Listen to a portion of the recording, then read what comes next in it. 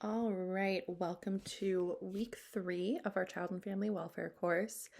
This is the week where we're really digging a little bit deeper into the broader concept of child abuse and neglect. There's a couple areas I want to make sure I'm clarifying, both in terms of this larger concept and in terms of Washington State specific information. If you have taken my Intro to Human Services class, which I believe a few of you have, this video might be a little repetitive. You are welcome to still watch it. I will obviously not include anything here that can only be heard here on a quiz or anything like that. So if you've taken that class before, you are welcome to skip this. You're welcome to watch it. Do as you will. I am also getting some feedback that maybe the videos are a little quiet. I'm hoping that by the time folks are watching this, I've figured out why that is and I've fixed the problem. But if it keeps happening, please let me know and we'll try to figure out what's going on. As a reminder, I will always include captions. So if it's too quiet and you can't hear me, you're welcome to just read the video, which I know is maybe a little bit more tedious if you were wanting to just sit back and listen, but it is an option. Where I want to start with this concept this week is by looking at the RCW, which is the Revised Code of Washington, which is basically the legislature's book of rules for the state of Washington. I'm not going to make you all read it. It is very dry. It's very long, but I do want to call your attention to the fact that this is something that exists. If you are wanting to look at the very cut and dry rules around some of these practices that we're talking about throughout the quarter. So the Revised Code of Washington, or RCW, related to child abuse is RCW 26.44.020. And it talks all about what is defined as abuse or neglect. It defines child. It defines all these different things that relate to this concept. I'm not going to go through all of it. Again, if you are just dying to go look at it, feel free, but it won't be information that I expect anyone to have down rote. But really what this RCW goes through is the idea that when we're talking about abuse or neglect, we're talking about those sort of subcategories that we talked about in the lecture last week. So physical abuse, sexual abuse, emotional abuse, physical neglect, medical neglect. And then I would also throw trafficking and sort of a lack of protection from unsafe situations like that in, likely along with either sexual abuse or neglect. We'll get back to that a little bit at the end because I think trafficking is something that is really important and that we don't have a lot of great resources around, but that sometimes gets forgotten about in these larger conversations. So the main types of child abuse and neglect that many of you are likely going to be encountering are those first few that I mentioned and the ones we talked about in the adverse child experience video last week. So physical abuse, emotional abuse, neglect. And when you're encountering children who are dealing with these things in your work, it is very likely that you are going to be what's called a mandated reporter, which means that you are morally, legally, and job-wise obligated to escalate those concerns to the appropriate body. In Washington State, we've talked about the Department of Children, Youth, and Families, which is the body that oversees all of the programs that support and manage these cases. That is also the agency that houses the End Harm Line, which is the Washington State mandated reporting line. I want to talk about mandated reporting a little bit because I think it's a concept that understandably and I think justifiably gives people a little bit of pause. I think especially when you're new to the field, this can feel really icky, for lack of a better word. I think the idea of calling in your concerns can kind of feel like tattling if your concerns aren't meeting that really high threshold where the concern kind of outweighs that feeling of ickiness, which I will say kind of doesn't go away. I think we all have a lot of opinions and a lot of feelings about this system for good reason, and we'll get into how public opinion of DCYF waxes and wanes a little bit later. But I do want to call out that it's really normal to feel uncomfortable with the concept of mandated reporting the first time you do it, the second, third, fourth, fifth times you're doing it.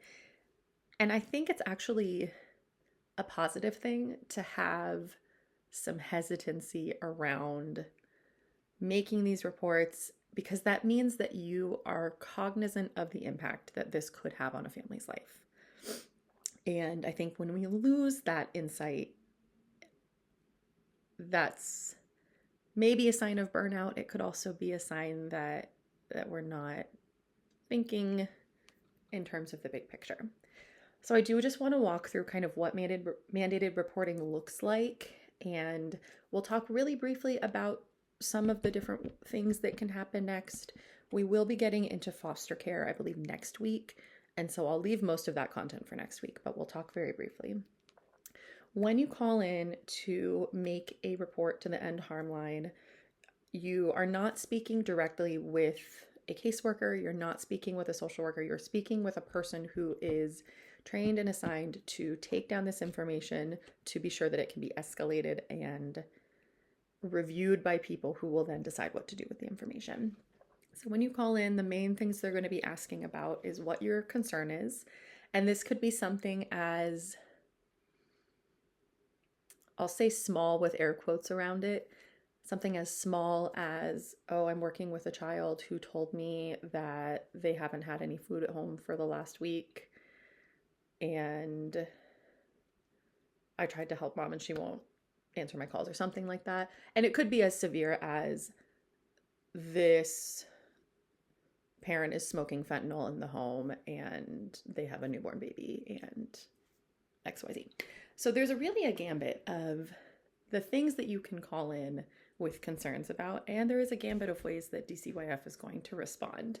You are not going to know in that moment how they're choosing to respond, and unless you're in a role where you're following this child long term, it's very likely that you won't ever know what happened. Even in the work that I do, where I work with the same patients and families for quite a while, sometimes if I call in a report, I don't know what happens next. And that in and of itself is something that we all have to find ways to sit with and to be okay with, because ultimately, if we're not following that child, it's not our business anymore once our role with that child has ended. So when you call in to make a report, the main thing you're discussing is your concern. They'll ask you clarifying questions, and they will then ask for some demographic information about the family. They'll ask if you have names, addresses, phone numbers for caregivers. If you do, that's great. If you don't, that's okay. DCYF does have access to resources that many of us don't have in terms of trying to find addresses, things like that. There is only so far that can take them. But again, you only have the information that you have, and that's okay. One other thing that they will always ask you is whether the child of concern has any Indigenous ancestry. Again, if you don't know, that's fine. If you do know, that's important information, because like I believe one of the other videos in this module mentions, there is an entirely separate body that manages those cases in an effort to avoid some of the harms that have been done to Indigenous communities by the child welfare system. I can't personally speak to how well that agency meets that goal, but it is something where if you have that information about the child, that's helpful, so they can make sure that the appropriate body is managing the review of those concerns, and if there needs to be placement, that placement is managed by folks within that community. So once you call in and make a report with your concern, that basic demographic information, that's likely as far as it's going to go for you in that moment.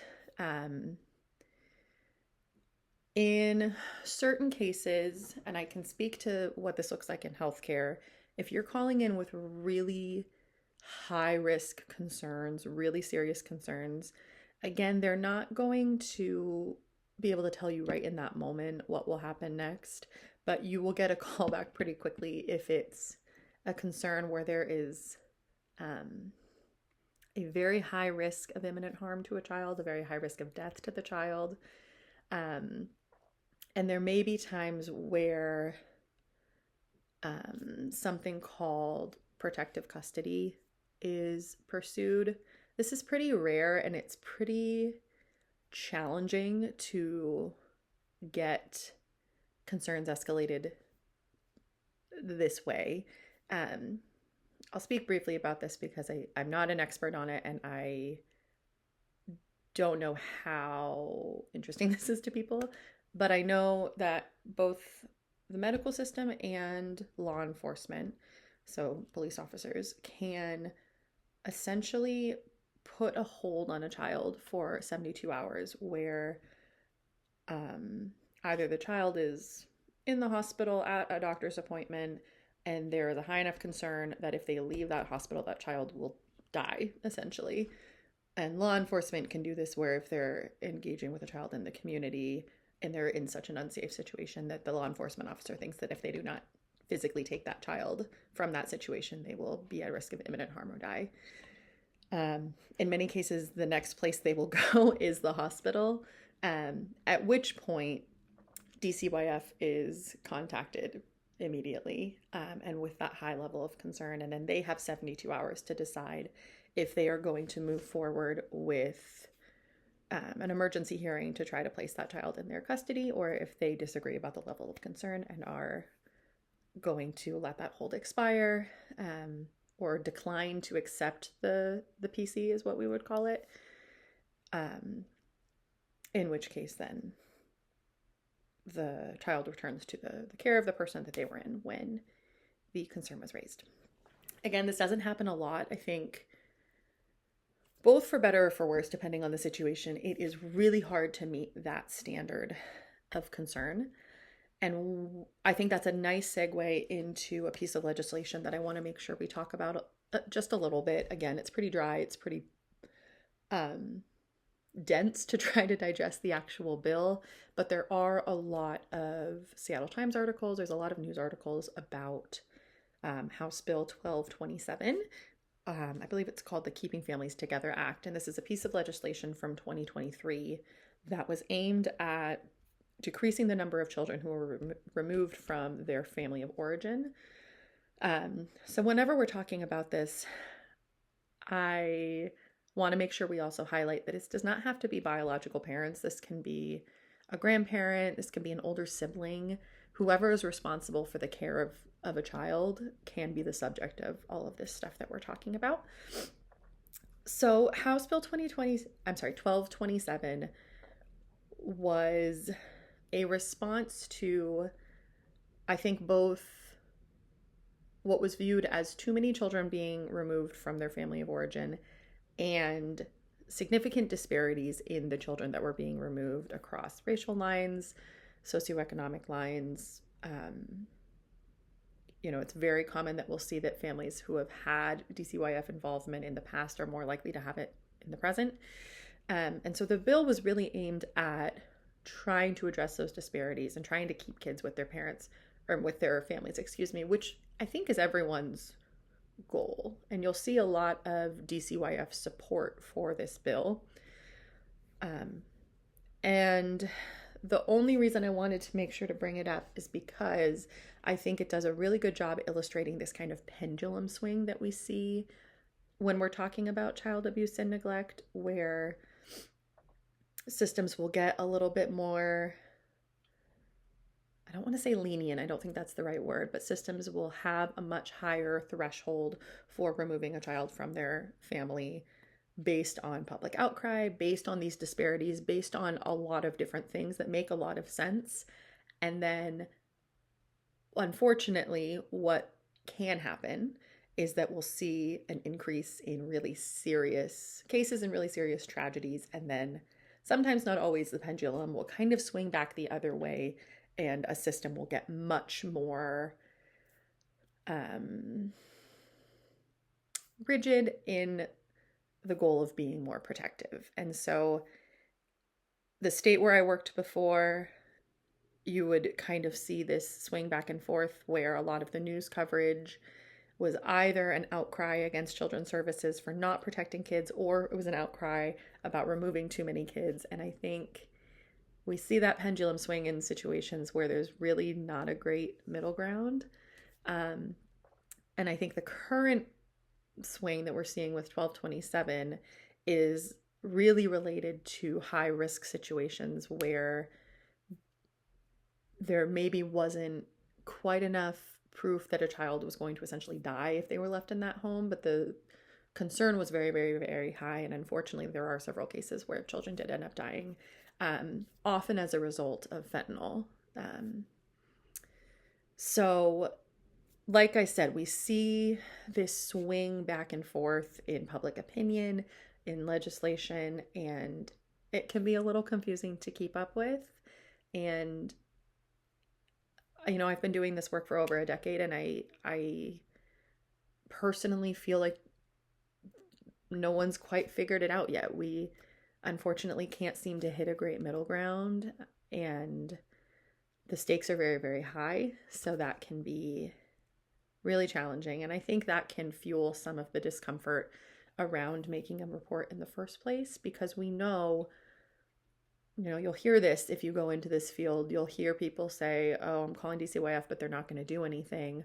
Or I can't believe I have to call DCYF. This poor family, they don't deserve this. You'll hear kind of both those schools of thought. And it's challenging. It's a challenging system to work with. It's a challenging system, I imagine, to work for. And the middle ground just really isn't there, at least for now. I want to loop around and just talk about two more things quickly. This is getting very long, and I don't want you all to be bored of me this early in the quarter. So I just want to loop back around to trafficking really quickly. When we're talking about trafficking, I think the thing that always pops into my mind is the movie Taken, if people have seen that. And this very dramatic idea of people basically being kidnapped from their families and sold into some version of labor or of commercial sexual exploitation. And I think trafficking is a much larger concept. There's labor trafficking, there's sex trafficking, and this can affect children, it can affect adults. And so when we're talking about this in terms of working with kids and in terms of child welfare, really I think about it kind of in two ways. Where the person of concern, so the adult that is responsible for the child, is either directly assisting to traffic that child, which unfortunately does happen, or is failing to be protective. And so that loops me around to kind of the last thing I want to talk about, is this idea of being protective as a caregiver. So there are a few areas that I think of that don't really fall under the umbrella of child abuse and neglect, that aren't great situations, but I think help illustrate this idea of a caregiver being protective. So the first area that I want to talk about is interpersonal violence. So between caregivers, between other family members. So IPV or DV, domestic violence, you'll hear both of those acronyms, is not in and of itself child abuse. If a child is in a home where DV is occurring, that is not automatically a report to DCYF unless a child is physically harmed in an altercation as a result. What we do look at when we're looking at those kinds of relationships and those kinds of situations is whether the caregiver is able to aid in the protection of that child. So you may see a situation where the big concern is DV, and it feels like a really unsafe situation, which it is. However, the parent who is being abused has a really great plan for the child going to a neighbor, or there's a way that that person is working to keep that child safe. That's what we would call being protective. And you can be in an unsafe situation with a child and still be protective of that child and still do everything you can to keep that child safe. So that's one area. And then the other one I'll highlight is poverty as a general concept. Poverty is not the same as neglect. And if people need more clarification on this, I'm happy to try to make it a little more clear. Just let me know.